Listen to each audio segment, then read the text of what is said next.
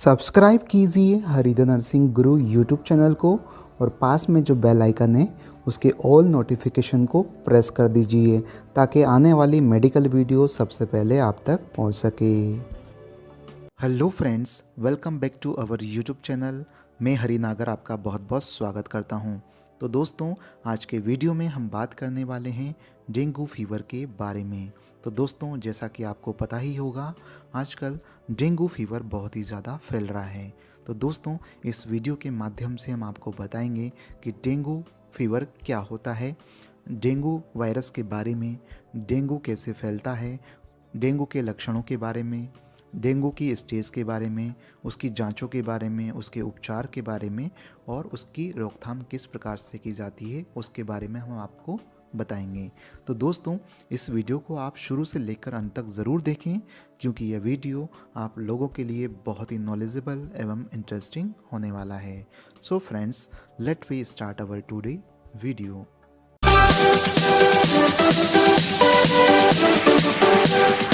तो सबसे पहले हम बात करेंगे कि डेंगू क्या होता है।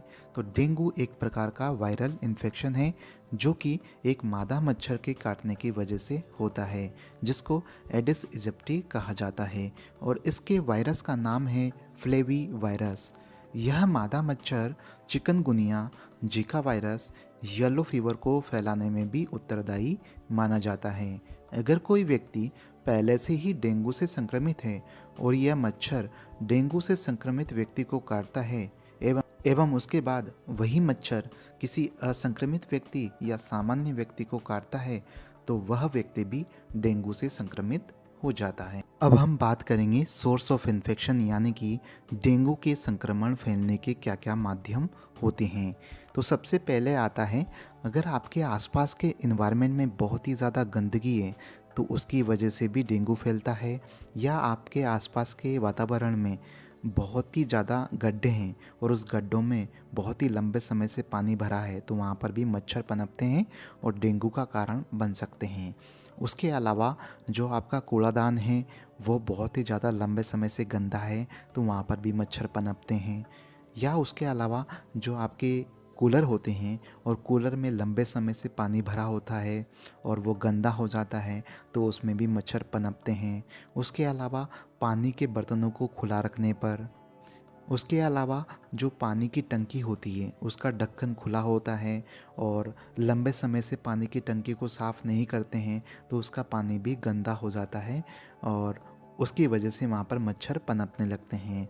उसके अलावा जैसे कि आपके घरों में फूलों के गमले होते हैं, उसमें भी पानी भरा होता है तो वहाँ पर भी मच्छर पनपने के चांसेस होते हैं। उसके अलावा आपने देखा होगा कि आपके घरों के आसपास में जो फालतू टायर पड़े होते हैं, जो आपकी बाइक होगी या जो आपकी फोर व्हीलर्स हैं उसके टायर पड़े होते हैं तो उसमें भी पानी भरा होता है और वहाँ पर भी मच्छर पनपते हैं। तो इन्हीं माध्यम के द्वारा जो डेंगू संक्रमण है वो फैलता है। अब हम बात करेंगे, अगर कोई भी व्यक्ति डेंगू से संक्रमित होता है तो उसमें किस प्रकार के लक्षण देखे जा सकते हैं। तो व्यक्ति में सबसे पहले तेज़ बुखार देखने को मिलता है, यानी कि उसका टेम्परेचर 100 डिग्री फ़ारेनहाइट से ऊपर चला जाता है और यह टेम्परेचर 4 से 5 दिन तक ज़्यादा रहता है और उसके बाद में ख़त्म हो जाता है। उसी के साथ व्यक्ति की मांसपेशियों में, हड्डियों में, जोड़ों में दर्द रहता है और इसका मतलब है उसका पूरा शरीर टूटने लगता है।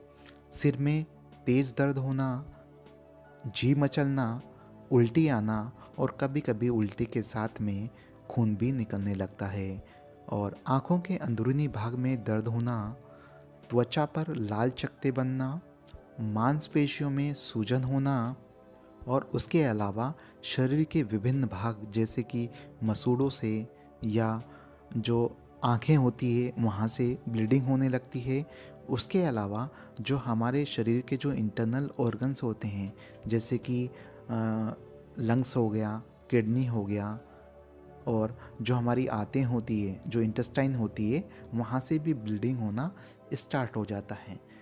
अगर इंटेस्टाइन से ब्लीडिंग हो रही है तो कभी कभी उल्टी के साथ में खून निकलता है या जब भी स्टूल पास आउट करते हैं तो उसके साथ भी खून निकलता है।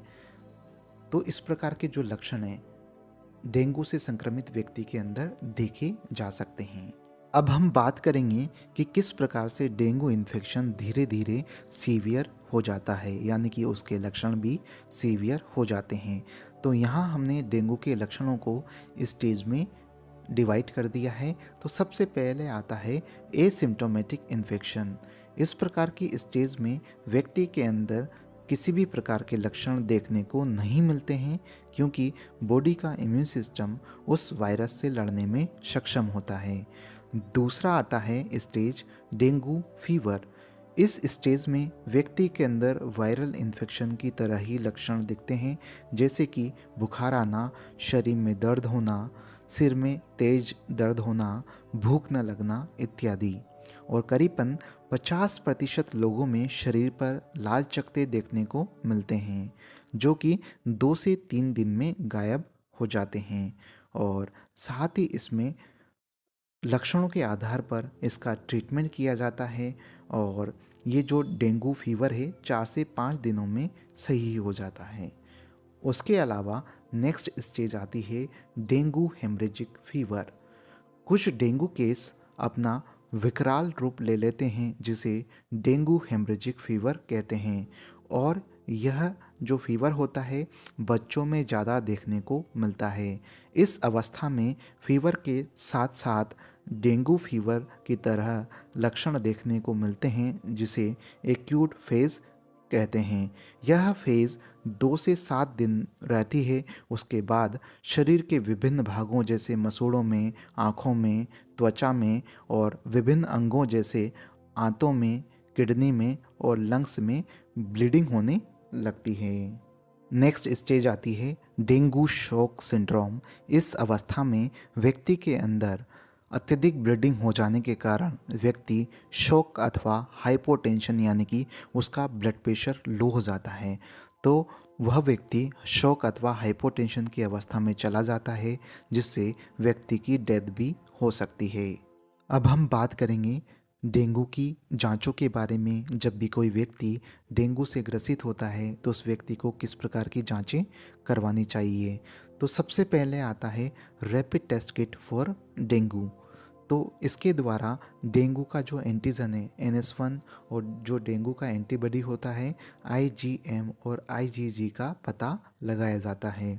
उसके अलावा CBC भी करवा सकते हैं, यानी कि कंप्लीट ब्लड काउंट प्रोफाइल करवा सकते हैं, जिसमें RBC का, WBC का, हीमोग्लोबिन का और प्लेटलेट का पता पड़ता है। और स्पेशली डेंगू में प्लेटलेट जो काउंट होती है वो ज़रूर चेक करवाना चाहिए, क्योंकि डेंगू की वजह से प्लेटलेट काउंट गिरने लगती है और उसकी वजह से शरीर के विभिन्न भागों और जो हमारे आंतरिक अंग हैं वहाँ से ब्लीडिंग होना स्टार्ट हो जाती है। तो प्लेटलेट काउंट ज़रूर चेक करवाना चाहिए। अब हम बात करेंगे कि जब भी किसी व्यक्ति में डेंगू का संक्रमण हो जाता है तो उसकी स्टेज के आधार पर किस प्रकार से उसका मैनेजमेंट अथवा ट्रीटमेंट किया जाता है। तो सबसे पहला आता है माइल्ड डेंगू फीवर। इस प्रकार के डेंगू में सिर्फ लक्षणों के आधार पर ही उसका उपचार किया जाता है। अगर व्यक्ति में बुखार है तो एंटीपायरेटिक के तौर पर पैरासीटामोल दिया जाता है। उसके अलावा शरीर में पानी की कमी को दूर करने के लिए उस व्यक्ति को बहुत ही ज़्यादा पानी पिलाया जाता है, ताकि उसके शरीर में पानी का स्तर बना रहे। और उस व्यक्ति को अलग अलग तरीके से ये पानी पिला सकते हैं, जैसे कि चावल का पानी, फलों का रस, नींबू पानी, ORS इत्यादि।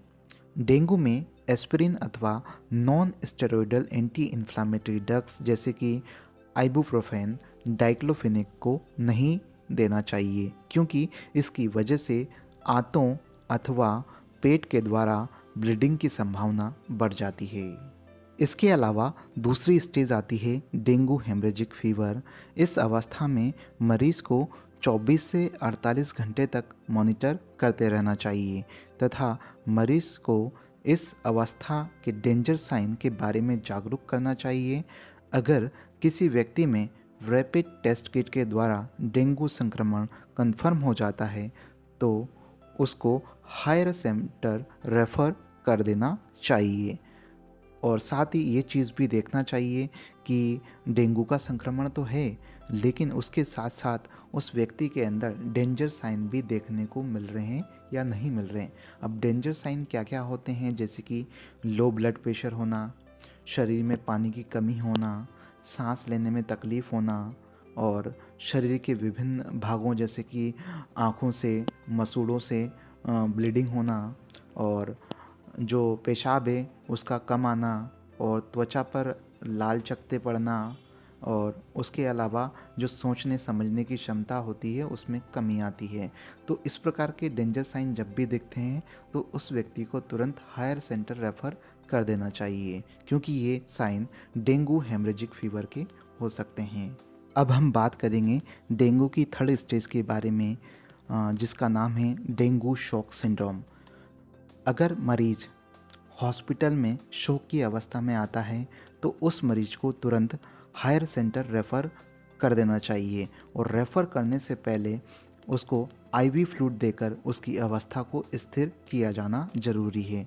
इस अवस्था में रेफ़र करने से पहले हमको यह प्रिंसिपल फॉलो करना चाहिए। सबसे पहला जो प्रिंसिपल आता है, अगर ब्लड प्रेशर में कमी आती है या शॉक की अवस्था में है वह व्यक्ति, तो उस अवस्था में मरीज़ के शरीर में ब्लड फ्लो या बीपी को स्थिर रखने के लिए 1 घंटे में करीबन 10 से 20 ml प्रति किलोग्राम के हिसाब से आईवी फ्लूइड जैसे कि आरएल या एनएस दिया जाता है। अगर फिर भी मरीज का बीपी सही नहीं होता है तो उसको एडिशनली 10 ml पर केजी के हिसाब से उसको आईवी फ्लूइड दिया जाता है।